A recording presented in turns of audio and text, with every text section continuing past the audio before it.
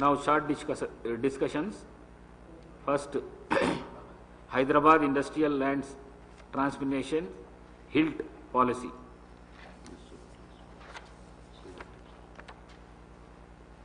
I request Honorable Minister Sri Sridhar Babu garu.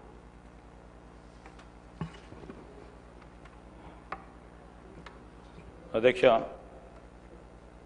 మొదటగా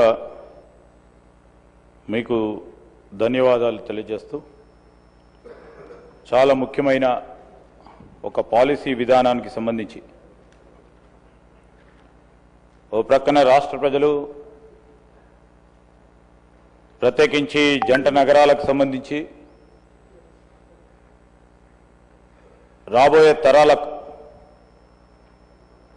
ప్రజలు ఇచ్చిన మాకు అవకాశం ఏ విధంగా రేపు రాబోయే కాలంలో ఫ్యూచర్ జనరేషన్స్కి సంబంధించి ఒక ప్రధానమైన అంశం విషయంలో ఓ పద్ధతి ప్రకారం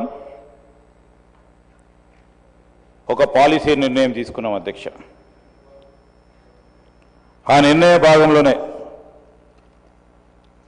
Hyderabad industrial land transformation policy 2025 ఈ పాలసీకి సంబంధించి మొదటగా ఈ పాలసీకి సంబంధించి అంశాలు సేలియంట్ ఫీచర్కి సంబంధించిన అంశాలు చెప్పే ముందు మనం అందరం కూడా ఒకసారి కొన్ని విషయాలు పరిగణనలోకి తీసుకోవాలి, ఆలోచన చేయాలి. ఆ క్రమంలోనే ఈరోజు రాష్ట్ర ప్రభుత్వం ముఖ్యమంత్రి రేవంత్ రెడ్డి గారు మరి అనేక సందర్భాల్లో జంట నగరాలకు సంబంధించి ప్రధానంగా మొదటి రోజు నుంచి కూడా రాష్ట్రానికి సంబంధించిన ప్రజానికం మంచినీరు, స్వచ్ఛమైన నీరు తాగాలని, స్వచ్ఛమైన గాలి పీల్వాలని,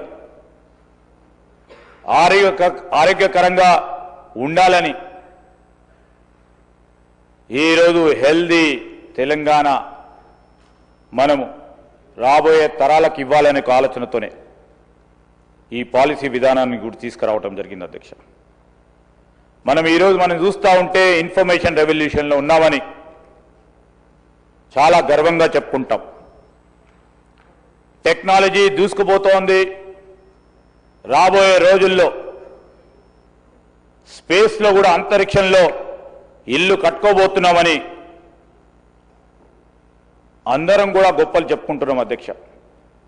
వినటానికి చాలా బాగుంటుంది.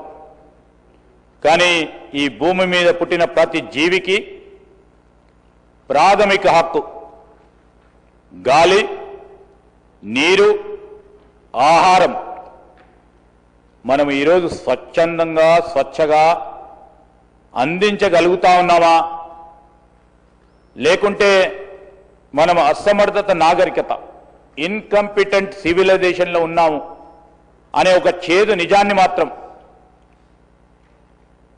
మనం గుర్తించుకోవాలి. మన అభివృద్ధి గురించి మనం గొప్పగా మాట్లాడుకుంటుంటాం. మేము కూడా చెప్తా ఉంటాం అధ్యక్ష.